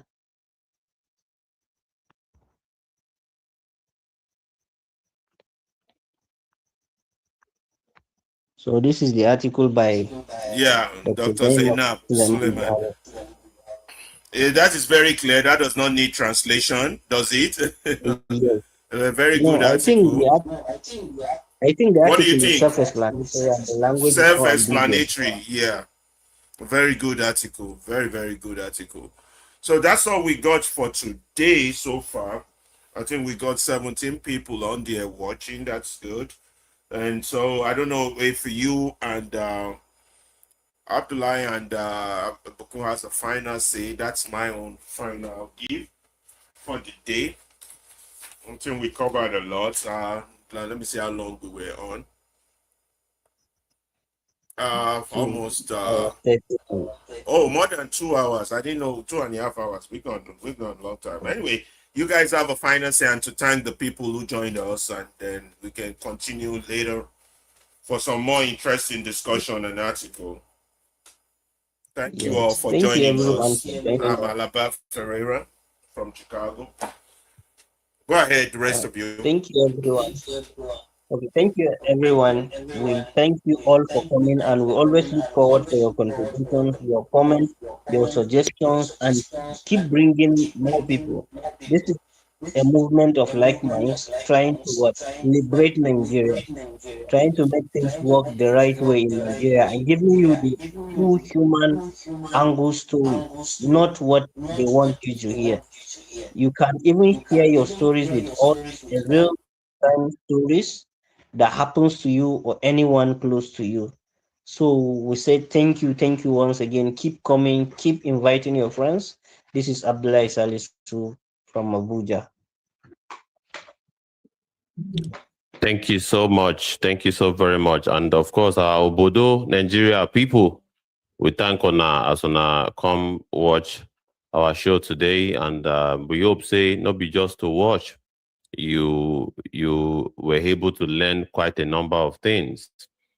Starting from our article, we talk about why we'll be zombies for Nigeria and how colonial education and religion and media and family control now they're responsible for this thing. Then we also moved to other quotes by interesting personalities like Mandela, Martin Luther King, and many other things. So our show today it makes sense where we are. And to this very last one, where we talk about Nigeria, where we say, as we take be like this, our matter everywhere where it go beyond just treating every issue from the standpoint of violence. Our issue is psychological. It is our mindset. People will be say they deal with us. Now for our mind, now him that they tackle where. And until we change this mindset, the entrenched mindset that has been, indoctrinated on us right from young age, we no go fit make any progress. And this progress we will need now ain't go make us, live like a human being, just like many other countries where we say they are living in a prosperous life. We want justice, we want peace, we want development, we want progress. Now the thing we want for Nigeria be that. And there's no way we are going to have all of these things if we not put up a fight. If we know the program from the colonial mentality where they for our mentality, where would they get as where they show for our behavior, we have to change. We have to hold our so-called leaders that have turned themselves to rulers. We have to hold them accountable, and we have to be fearless. Make we not forget, as they always talk, say our problem is they around our collective silence. All right. And of course, the big man among us, and of course the enemies within. All right. So all of these things now they cause our suffering for this Nigeria. If all of us they speak up and we they participate, and part of it now to join broadcast like waiting the movement radio they do. Make una not forget, say, in not too distant future, we are going to come again to bring on another Ogbonge edition of the Movement Radio Show. And it is going to be power-packed information. It go boku and it go be very, very insightful. Where we say we go learn many, many, many things. And we go break them down where for now. Where we say no be say now only big grammar and we go to talk for here. So thank you so much. We believe say you enjoy them and you go join us again. If you never follow us for X, follow us now so that you'll be notified when we are live. If you have not followed us on every other platform like Facebook, like Instagram, and Twitch, do that now. If you have not subscribed on YouTube, also do that now so that you'll be notified whenever we are live. And now the same way we go bring for you today with that. If no one means tomorrow on, or the one we go do next time. If you not be tomorrow, but if you next time we will go come live again, make sure say you follow and subscribe. And of course, as we go day together, we have to hold our hands together and stay connected to each other in order to break free. So thank you so very much, everybody. Thank you so very much. Thank you all very much. We will be bringing you after show music later on, but not on Facebook or YouTube, but on X, Instagram, and TikTok. So stay tuned for that. But thanks for joining us. God bless. God bless you.